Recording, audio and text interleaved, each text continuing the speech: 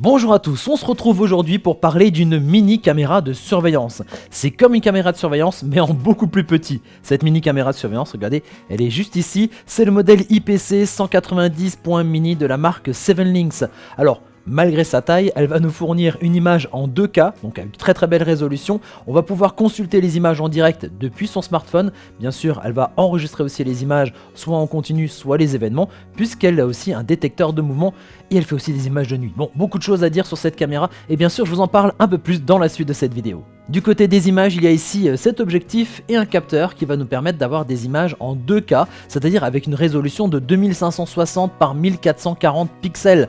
Vous me direz pourquoi avoir des images d'aussi bonne résolution pour de la caméra de vidéosurveillance? Et bien tout simplement, vous allez pouvoir zoomer dans l'image pour avoir des détails que vous n'aurez pas eu par exemple avec une caméra qui était simplement en Full HD ou même en HD par exemple. Pour l'objectif, on est sur du grand angle avec un angle de surveillance de 110 degrés, donc un peu plus qu'un angle droit. Donc là, comme dit, très grand angle, c'est l'idéal pour surveiller un bâtiment assez large par exemple, ou surveiller l'ensemble d'une pièce. Et ça, combiné à la résolution, ça permet d'avoir un bel espace comme ça de surveillance. Donc on va pouvoir zoomer, on va pouvoir avoir aussi cet angle de détection qui est assez important. Alors bien entendu, on a des images de jour, mais on a aussi des images de nuit grâce à une petite LED infrarouge qui va faire un éclairage jusqu'à 10 mètres. Donc pendant la nuit, vous avez une surveillance jusqu'à 10 mètres en vision nocturne. Les images sont enregistrées sur une carte micro SD qu'il faut glisser ici à l'arrière de la caméra, dans la petite fente ici prévue à cet effet. Alors la carte micro SD n'est pas fournie avec la caméra, il faut donc en acheter une à part. Vous pouvez en acheter une jusqu'à 128 gigaoctets, ça fait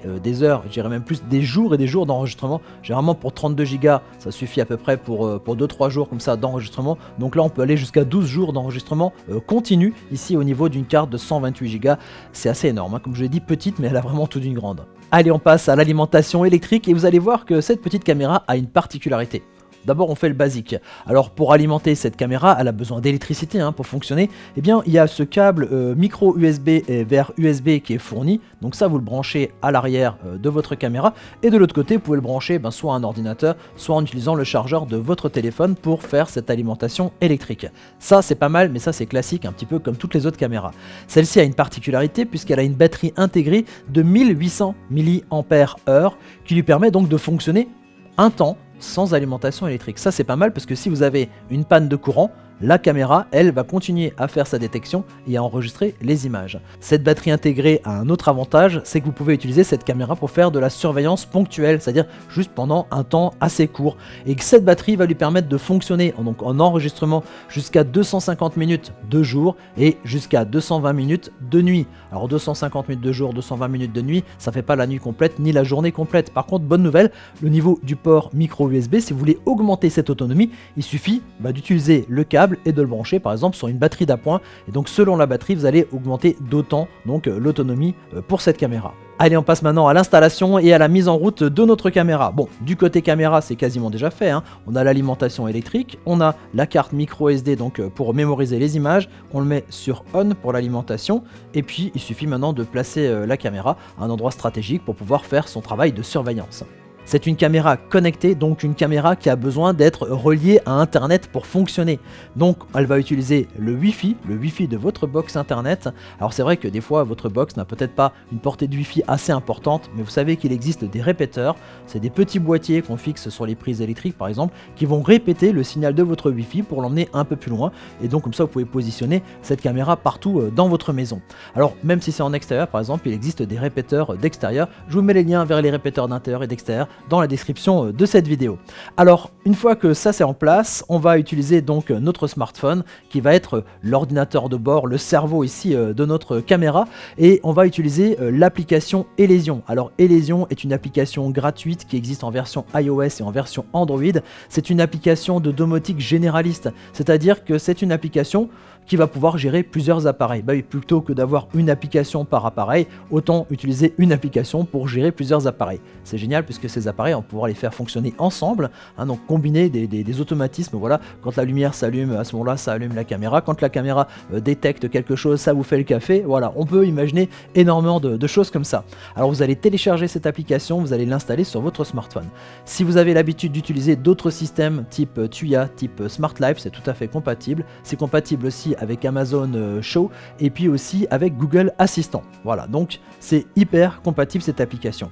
Voici la page d'accueil qui regroupe tous les appareils que j'y ai connectés, et pour en ajouter un supplémentaire, il suffit d'appuyer ici en haut sur le petit plus, ajouter un appareil.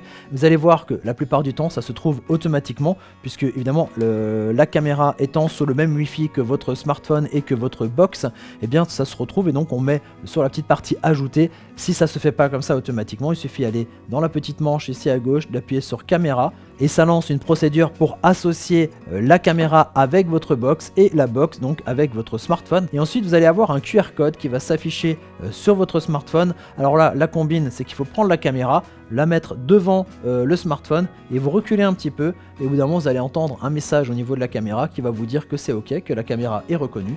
Ensuite il suffit donc de valider tout ça et puis d'attendre, voilà, maximum 2 minutes, hein, vous allez voir il y a un petit compte à rebours comme ça, et ensuite votre caméra est enfin installée sur l'application.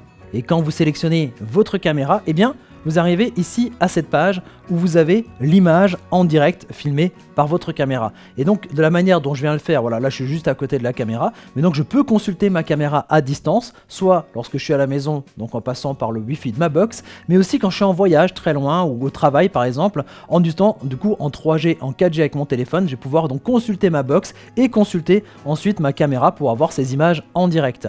Donc là j'ai les images en direct, je peux agrandir, le mettre en plein écran, donc on voit voilà la qualité de l'image en 2K. On peut zoomer dans l'image et voir des détails comme ça assez précis. Ça permet par exemple de reconnaître une plaque d'immatriculation, reconnaître un visage. Voilà, donc ça c'est pas mal pour de la vidéosurveillance.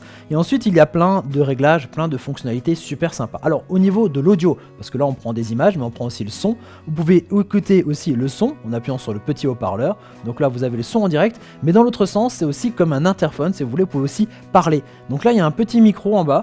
Quand vous appuyez sur ce micro, quand vous parlez à votre téléphone, le son sort ici de la caméra. Voilà, ça fait un petit effet Larsen parce que forcément on est sur le même endroit.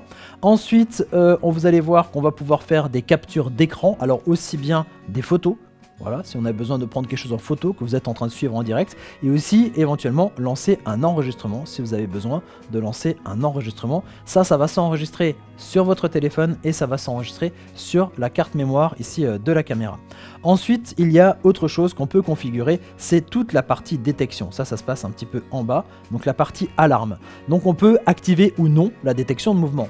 Alors pour la détection, vous allez voir que on va pouvoir aussi régler la sensibilité, parce que c'est un détecteur de mouvement, donc dès qu'il y a quelque chose qui bouge, il va le détecter. Vous savez que c'est problématique quand il y a une petite branche, une petite feuille qui bouge, mais il y a aussi quelque chose qui est pas mal du tout, en plus de la sensibilité, c'est qu'on va pouvoir régler la zone de surveillance. Et ça, vous avez vu, il y a une petite configuration ici, avec un rectangle rouge qu'on va pouvoir déplacer comme ça dans l'image. Et du coup, par exemple, s'il y a quelque chose qui a tendance à bouger, voilà, une feuille qui bouge, on va se concentrer par exemple sur un passage où il n'y a pas cette gêne en mouvement pour pouvoir, voilà, bien isoler la zone où doit se passer la détection. Puisque la détection de mouvement se fait directement depuis l'objectif de la caméra, c'est-à-dire que c'est un nombre de pixels qui bouge. La caméra détecte le mouvement et lorsque vous avez activé ici la détection, vous allez recevoir une notification sur votre téléphone, comme une petite alerte, hein, comme quand vous recevez un message pour vous dire qu'il est en train de se passer quelque chose devant la caméra. Ensuite, on va voir qu'elle va lancer normalement un enregistrement. Vous allez voir, en fait, il y a 2 modes d'enregistrement. Ça, on en parle tout à l'heure.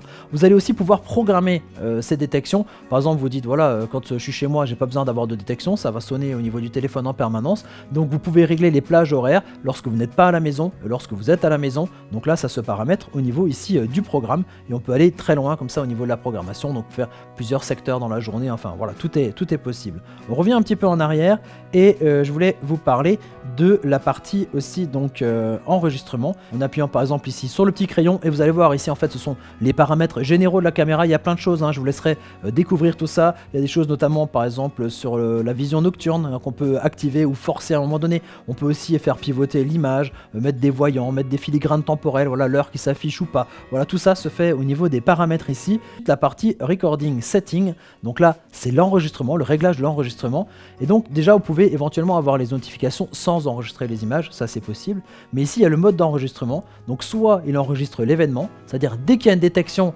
la caméra se met à filmer, donc pendant tout le temps de la détection ça filme, et puis quand la détection s'arrête, ça reste encore quelques minutes. Soit vous partez sur un mode d'enregistrement continu, et là la caméra filme tout le temps. Alors l'avantage qu'il y a sur la partie, on va dire, juste enregistrement d'événements, c'est que ça va économiser, on va dire, l'espace de votre carte SD, puisque ça ne va pas enregistrer en permanence. Par contre, l'avantage de l'enregistrement en continu, c'est qu'à un moment donné, même s'il n'y a pas forcément de détection ou de choses comme ça, ou même on peut revenir un petit peu en arrière, voir ce qui s'est passé avant la détection. Donc tout ça, c'est un petit peu en fonction de ce que vous souhaitez. Moi, par exemple, j'utilise principalement l'enregistrement en continu pour vraiment revenir en arrière, comprendre ce qui s'est passé dans la journée.